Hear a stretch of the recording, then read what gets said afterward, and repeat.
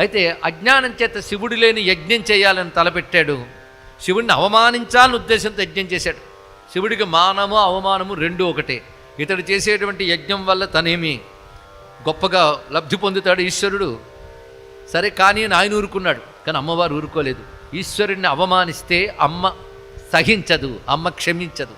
అంటే అమ్మ అంటే ప్రకృతి, పరమేశ్వరుడిని అవమానిస్తే ప్రకృతి క్షమించదు. ఇది తెలుసుకోవాల్సింది.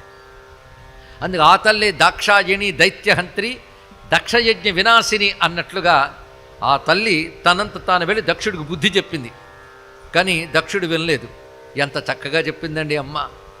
శివుడే దాత భక్త శ్రీ మహాదేవుండు సర్వమును హరుండు శాశ్వతుండు శంభు వేరు చేసి సాగింపవచ్చనే క్రియలు వెర్రివేల వైతి చెప్పుమా. నేను తెలుగులోనే చెప్పాను ఈ పద్యం. అందరికి అర్థమయ్యే తెలుగు, తేట తెలుగులో శ్రీనాథ మహాకవి చెప్తున్నాడు ఇక్కడ. శివుడే దాత భోక్త శ్రీ మహాదేవుండు సర్వమును హరుండు శాశ్వతుండు.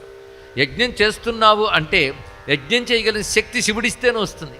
ద్రవ్యములు శివరూపములే, యజ్ఞమంతా శివస్వరూపము, యజ్ఞ ఫలప్రదాత ఈశ్వరుడు. అలాంటి స్మరిస్తే కార్యములు మంగళమవుతాయి. శివో నామరూపాభ్యాం అన్నారు ఇక్కడ. శివ అంటేనే మంగళస్వరూపుడు. అలాంటి పరమమంగళస్వరూపుడైన శివుని పట్ల నీకు ద్వేషం ఏర్పడింది ఏమిటయ్యా?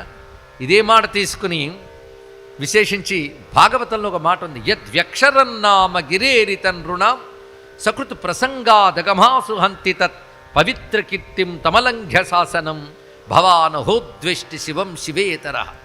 ఎవడి యొక్క 2 అక్షరాల చిన్ని పేరుని ప్రసంగవశాత్తు పలికినా పాపాలు పోతాయో అలాంటి శివుని ద్వేషిస్తావా? ఎవడి నుదుటన అమంగళములు రాసి పెట్టుంటాయో వాడే మంగళస్వరూపుడిని శివుణ్ణి నిందిస్తాడు సుమా.